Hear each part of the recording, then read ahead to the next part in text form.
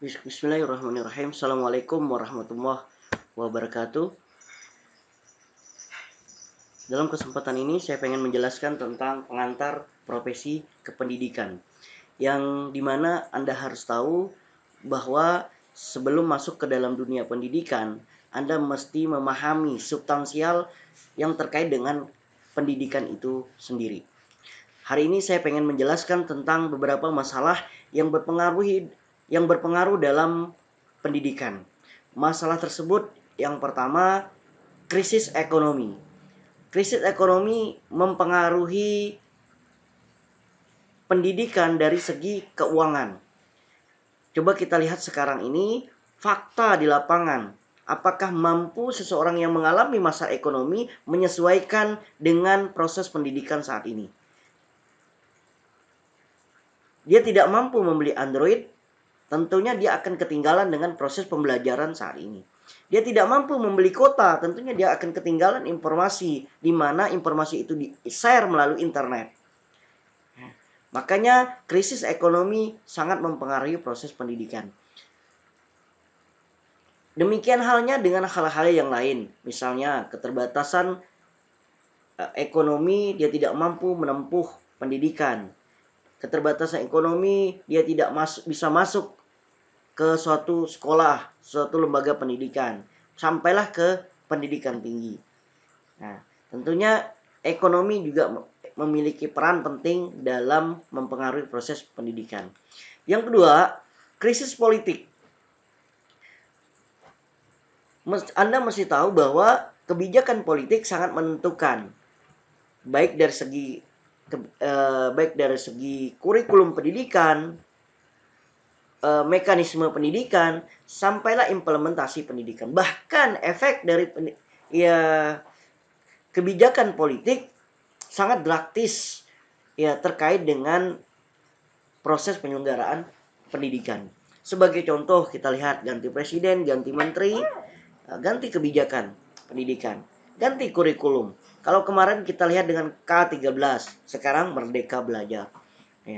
Apalagi kesenjangan yang titipan dari kekuasaan yang mungkin tidak bertanggung jawab. Yang mindset antara satu dengan yang lain itu berbeda.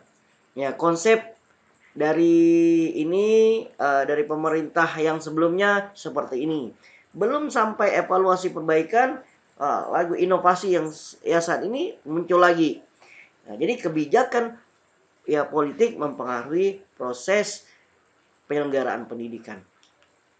Selanjutnya, yang mempengaruhi pendidikan kita saat ini di sekolah, di mana-mana, juga sering kita lihat di sekeliling kita tentang rendahnya moral, krisis moral. Dulu anak-anak kita luar biasa bagaimana menjaga etika, menjaga nilai, moral. Kalau sekarang ini udah nggak kelihatan. Mereka santai saja kalau pacaran di depan muka umum, berbuat hal-hal yang melanggar norma, itu santai saja. Sekarang ini.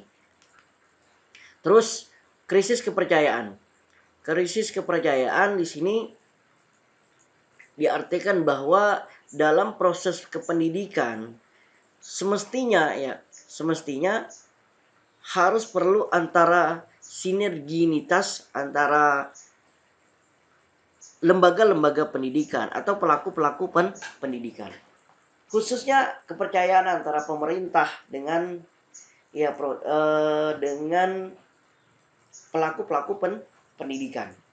Misal sebagai contoh, pemerintah pusat punya kebijakan untuk mengimplementasikan beberapa kebijakan dalam pendidikan. Akan tetapi terkadang antara kebijakan pemerintah pusat dengan kebijakan daerah itu bertolak belakang. Demikian halnya dengan hal-hal yang lain. Misal sebagai contoh saja, misalnya dari pemerintah pusat menyiapkan anggaran terkait dengan dana bantuan, baik bantuan operasional sekolah, bantuan operasional yang lain, seperti BOP dan sebagainya. Akan tetapi mereka punya juknis bahkan dan mereka harus mengikuti mereka. Sementara kebijakan-kebijakan, ya keperluan-keperluan di sekolah, ya yang tahu itu adalah pelaku-pelaku pendidikan yang ada di sekolah. Ya, misal mereka kekurangan apa, mereka mau apa. Tapi kalau mereka melakukan hal-hal sesuai dengan kemauan mereka, tentunya mereka bertentangan dengan kebijakan pusat. Ya, karena apa? Karena di sini adanya krisis kepercayaan, ketidakpercayaan antara pemerintah pusat dengan pelaku-pelaku pendidikan. Mereka mau ngasih nih bantuan, anak-anak. Tapi mereka ibaratnya eh, mereka harus apa ya? Menitipkan aturan atau bahkan dari ya kalau dulu K13 itu 20% dari anggaran itu sudah terserap dari buku-buku yang telah disediakan oleh mereka. Nah, jadi ini yang dilema gitu. Jadi adanya kenapa aturan itu berbelit-belit yang harus dipatuhi oleh pelaku-pelaku pendidikan karena ada rasa ketidakpercayaan. Memang dalam proses penyelenggaraan pendidikan tentunya kita harus sesuai prosedur agar terlaksana dengan baik. Akan tetapi aturan-aturan yang mengikat, yang tidak menyerahkan kembali sepenuhnya kepada pelaku pendidikan ini yang justru proses penyelenggaraannya tidak seimbang gitu. Misal sebagai contoh, kalau di lingkungan perkotaan, di sekolahnya mungkin nggak perlu lagi jaringan, ya nggak perlu lagi komputer, misalnya, tidak perlu lagi pembetulan dan pembenahan sekolah. Berarti dana-dananya harus dengan yang lain. Ya, beli buku dan sebagainya, beli perangkat-perangkat yang lain. Tapi kalau di satu sekolah di daerah gitu, dia perlu perbaikan, atapnya bocor, dindingnya bolong, bahkan papan lantainya sudah banyak yang rapuh. Ya ini justru ya tentunya harus diberikan kepercayaan oleh pelaksana pendidikan yang sesuai dengan kebutuhan mereka. Paling tidak bahwa kebijakan itu berbasis ke kebutuhan. Sedangkan kalau mereka menggunakannya di luar dari jalur laporan yang juknis sesuai dengan penggunaannya, ya mereka akan melanggar. Tentunya mereka akan kena, bisa dipidana, bisa mengembalikan dana yang telah dikeluarkan. Ini artinya ternyata krisis kepercayaan seperti itu juga menimbulkan ketimpangan dalam proses penyelenggaraan pendidikan. Sekarang pengaruh globalisasi yang sebelumnya sudah beberapa tahun terhadap kehidupan berbangsa dan bernegara. Ya sekarang kita era globalisasi, era teknologi informasi yang luar biasa mempengaruhi proses pendidikan. Proses adaptasi dengan kehidupan sekarang. Kita berada di era 4.0, industri 4.1 ya 4.0 gitu. Ya bahkan di luar sana sudah 5.0.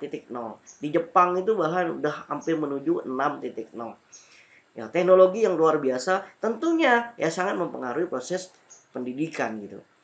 Bahkan ya coba kita lihat perilaku anak-anak kita, adik-adik kita, teman-teman kita sekarang. Dulu ini saya pernah ingat mainan anak-anak dulu ya, mana ada main pembela gitu, dimana teman-temannya bersembunyi, dia cari kalau pembela gitu. Kalau sekarang anak-anak udah nggak kenal mainan itu. Semuanya pada fokus teknologi Android kan. Sekarang fokus pada komputer. Ya, dulu ada main guli dan mungkin kalau ingat kalau seandainya libur itu hari pagi-pagi udah kumpul nih, ajak teman-teman nih, yuk kapan main guli, kapan main kelereng dan semuanya. Zaman sekarang ya udah beda nih. Ya, permainan mereka berbeda. Ya, inilah proses yang juga mempengaruhi proses pendidikan. Dulu kalau seandainya kita bekalnya ke sekolah itu selain bekal jajan, ini bekal main ini ada karet untuk main getah, ada guli penuh kayak dalam koceknya gitu. Kalau sekarang udah luar biasa sekali. Ini yang bikin malu nih. Uang jajan masih minta ke orang tua tapi dibuat untuk traktir pacar ya. Ngerayain ulang tahun sama pacar. Nah, ini luar biasa. Bahkan semakin drastis ataupun dramatis perubahannya, kita saat ini dipaksa semakin harus menyesuaikan dengan keadaan sekarang, yaitu dipengaruhi dengan datangnya seorang sosok yang sangat-sangat tidak diharapkan, yaitu COVID-19 ataupun corona. Nah, ini semakin memaksa kita untuk menyesuaikan teknologi. Semua pembelajaran via daring gitu. Semua pembelajaran via online. Jadi kalau tidak punya jaringan, tidak punya akses untuk masuk itu, ya kita akan ketinggalan. Ya. Syukur-syukur kita bisa menyesuaikan. Adik-adik kita, keluarga kita, masyarakat kita bisa menyesuaikan. Ya. Ada yang diberi, masih mungkin ya kita diberikan rezeki, diberi kemampuan untuk menyesuaikan. Yang tidak, ya tentunya akan ketinggalan. Kita sudah dibentuk dengan pembiasaan. Jadi semakin tadi dengan era globalisasi, era industri 4.0, ditambah lagi dan dipaksa kita untuk yang menyesuaikan diri dengan datangnya virus ini. Virus ini seakan-akan dikirim bahwa ke Indonesia, bahwa kita harus menyesuaikan diri dengan perkembangan-perkembangan yang ada. Jadi ternyata dia tidak hanya di Indonesia, tapi di seluruh dunia. Agar dunia harus siap ya menerima perkembangan teknologi. Baik, terkait dengan ini pada tahun 2005 itu ya sebenarnya seorang ahli Tirta Harja dan Lasulo yang menegaskan bahwa pendidikan mempunyai tugas menyiapkan sumber daya manusia untuk pembangunan. Jadi esensi dasar dari pendidikan itu adalah memperbaiki SDM, meningkatkan kualitas diri kita. Saya yakin dan percaya Anda ketika mau kuliah, Anda pasti menanamkan diri di benak Anda bahwa saya pengen berubah. Saya pengen menjadi sesuatu gitu. Saya pengen memperbaiki diri. Saya pengen hidup yang lebih baik. Nah, itu dalam konsep pendidikan artinya menyiapkan sumber daya manusia untuk lebih baik, untuk memenuhi proses pembangunan, baik dari saat ini ataupun masa yang akan datang. Derap langkah pembangunan selalu diupayakan seirama dengan tuntutan zaman, ya, menyesuaikan dengan perkembangan zaman selalu memunculkan tantangan-tantangan baru yang sebagiannya sering tidak dapat diramalkan sebelumnya. Jadi dalam upaya memenuhi langkah pembangunan ya SDM tadi, menyiapkan SDM untuk memenuhi ataupun untuk memenuhi tuntutan dalam proses pembangunan itu, ya akan tetapi derap langkah pembangunan tentunya menyesuaikan dengan perkembangan-perkembangan yang ada. Dalam perkembangan itu tentunya memunculkan tantangan-tantangan baru.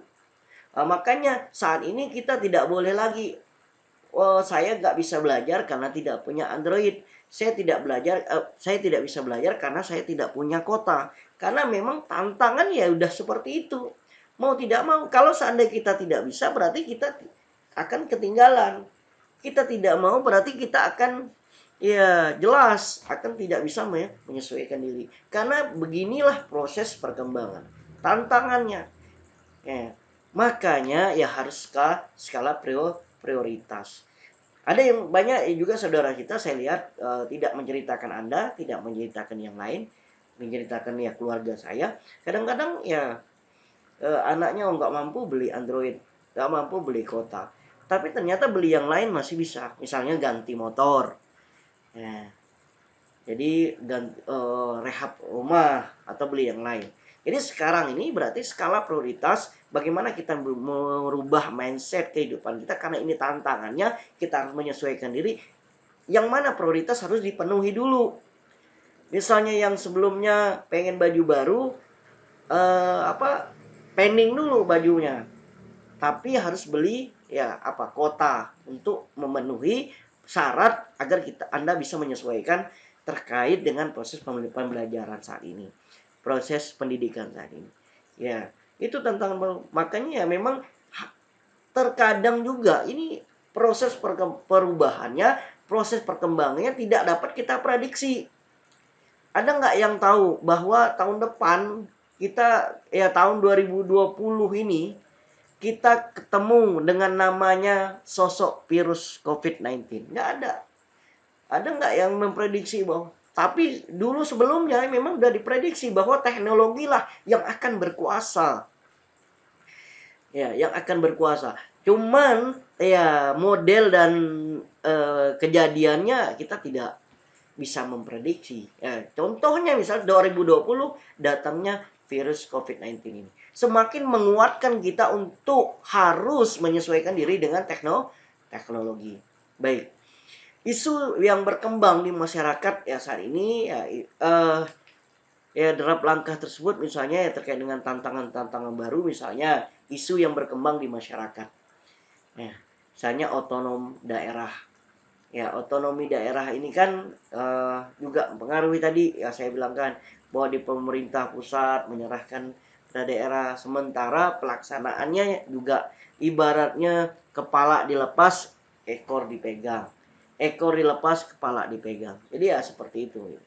Nah, ini isu yang berkembang pengaruh tadi ya, ini COVID tidak saya sampaikan. Ini terkait dengan perubahan paradigma di masyarakat. Terkadang perubahan paradigma ini juga menentukan proses pendidikan, proses penyelenggaraan pendidikan. Misalnya perubahan paradigma dan orientasi manajemen pemerintah menjadi orientasi pasar, aspirasi masyarakat menjadi pertimbangan utama dalam mengatasi masalah yang timbul gitu. Nah, jadi manajemen pemerintah saat ini Anda mungkin lebih memahami prosesnya gitu. Ya, dalam rangka ya memberikan suatu pemahaman kepada masyarakat yang sehingga pemerintah juga seharusnya memahami apa yang menjadi pertimbangan-pertimbangan, apa yang menjadi masalah-masalah substansial yang ada di masyarakat. Jadi yang dulunya misalnya menjadi orientasi pasar, sekarang ya sudah mulai aspirasi menjadi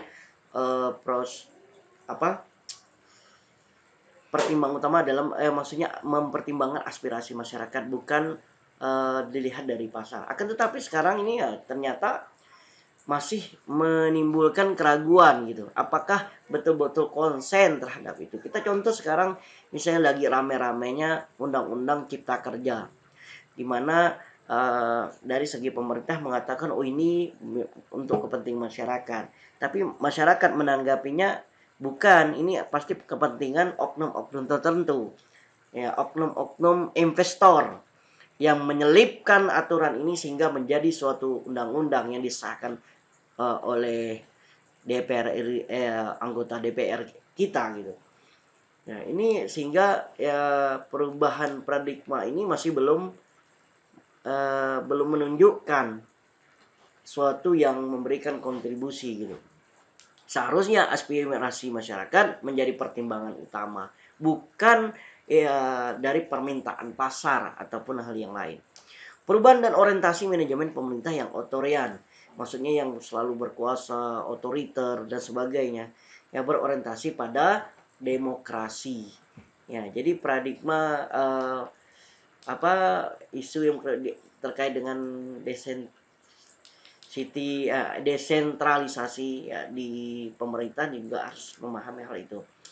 Terus perubahan paradigma dari sentralisasi kekuasaan menjadi desentralisasi kewenangan. Maksudnya perubahan ya antara paradigma bahwa apa-apa itu semua ditentukan oleh pemerintah pusat, ya seharusnya harus didesentralisasi terkait kewenangan-kewenangan dari pemerintah daerah yang menentukan kebijakan-kebijakan pendidikan. Perubahan sistem pemerintah yang membatasi pada batas dan aturan yang mengikat suatu negara yang jelas menjadi tatanan pemerintah yang cenderung bundralis organism. Nah, jadi ya perubahan paradigma yang menyatakan bahwa pemerintah yang membatasi, ada batas aturan yang mengikat suatu negara yang jelas menjadi tatanan cenderung bundralis. Ini terkait dengan sistem pendidikan, sistem pemerintahan lah. Ternyata sistem pemerintahan ya tentunya sangat mempengaruhi pendidikan. Tadi udah di awal udah saya sampaikan, kebijakan, kekuasaan, kebijakan politik juga menentukan proses pendidikan. Ya, jadi itu permasalahan-permasalahan yang muncul di lingkungan pendidikan, baik yang menentukan kebijakan pendidikan, kurikulum, dan yang lain, sampailah kepada implementasi. Semua itu mempengaruhi proses penyelenggaraan pendidikan, khususnya kita di Indonesia. Baik, di sini dalam pengantar Bapak pengen juga menjelaskan, menyampaikan visi dan misi pendidikan kita, khususnya di Indonesia. Ya, makanya dalam pengembangan kurikulum itu tidak lepas dari Undang-Undang Sisdiknas, ya, Undang-Undang Sistem Pendidikan Nasional kita. Visi misi yang dia telah dirumuskan dalam Undang-Undang Nomor 20 Tahun 2003. Seharusnya tidak bisa diganggu gugat di sini. Nah, visi pendidikan sesuai Sisdiknas tadi, bahwa terwujudnya sistem pendidikan sebagai peranata sosial yang kuat dan berwibawa untuk memberdayakan semua warga negara Indonesia berkembang menjadi manusia yang berkualitas sehingga mampu dan proaktif menjawab tantangan zaman yang selalu berubah. Ya, intinya adalah perbaikan di SDM, menjadi manusia yang berkualitas, yang mampu beradaptasi, mampu menyesuaikan diri dengan perkembangan-perkembangan yang ada, sehingga muncul suatu kehidupan pranata sosial yang kuat, yang berwibawa, yang mampu menciptakan manusia-manusia yang berkualitas. Itu visi pendidikan kita. Misinya, ini nih, mengupayakan perluasan dan pemerataan kesempatan memperoleh pendidikan yang bermutu bagi rakyat Indonesia. Nah, perluasan dan pemerataan. Yang jadi pertanyaan, pendidikan kita saat ini sudah merata belum? Akses pendidikan kita sudah merata belum? Baik dari segi fasilitasnya, segi kebijakannya. Ini ya tentunya kita harus evaluasi. Berarti ini masih PR kita bersama, PR-nya pemerintah dalam menerapkan misi pendidikan. Nah, yang kedua, membantu dan memfasilitasi mengembangkan potensi anak bangsa secara utuh sejak usia dini sampai akhir hayat dalam rangka mewujudkan masyarakat belajar. Nah, ini misinya. Memfasilitasi potensi dalam rangka apa? Ya, mengembangkan anak-anak didik itu untuk bisa beradaptasi, bisa mandiri. Ya, baik dari usia dini sampai akhir hayat. Ya, menunjukkan masyarakat belajar. Yang ketiga, meningkatkan kesiapan, masukan dan kualitas proses pendidikan untuk mengoptimalkan pembentukan kepribadian yang bermoral. Nah, kepribadian nih yang bermoral, yang harus beretika, harus menjaga ketika pergaulan perilaku seorang, perilaku anak kepada orang tua seperti apa, perilaku kita kepada yang lebih tua seperti apa. Baik, selanjutnya meningkatkan keprofesionalan dan akuntabilitas lembaga pendidikan sebagai pusat pembudayaan ilmu, pengetahuan, keterampilan, pengalaman, sikap dan nilai berdasarkan standar nasional dan global. Global tadi dengan perkembangan globalisasi. Jadi ini lagi-lagi SDM. Pendidikan itu adalah letaknya. Prioritas pertama adalah di SDM. Meningkatkan sumber daya manusia. Ini tadi keprofesionalan dan akuntabilitas. Membudayakan ilmu pengetahuan, skill, pengalaman, sikap, dan nilai berdasarkan standar baik dari standar nasional ataupun secara global. Nah, baik, sampai di sini mungkin itu penjelasan terkait dengan pengantar profesi kependidikan. Mohon maaf kalau video ini banyak terdapat hal-hal yang kurang berkenan, masih banyak kurangnya. Saya mohon maaf sekiranya kalau video ini baik dan dapat menjadi wawasan bagi Anda semua. Silahkan di like. Untuk teman-teman mahasiswa jangan lupa di like, terus di komen, serta di subscribe. Dan kalau seandainya video ini Anda rasa lebih bermanfaat, silahkan share untuk berbagi pengalaman, berbagi ilmu antara kita sesama. Sekian, Dari saya akhiri wabillahi taufiq wa hidayah. Wassalamualaikum warahmatullahi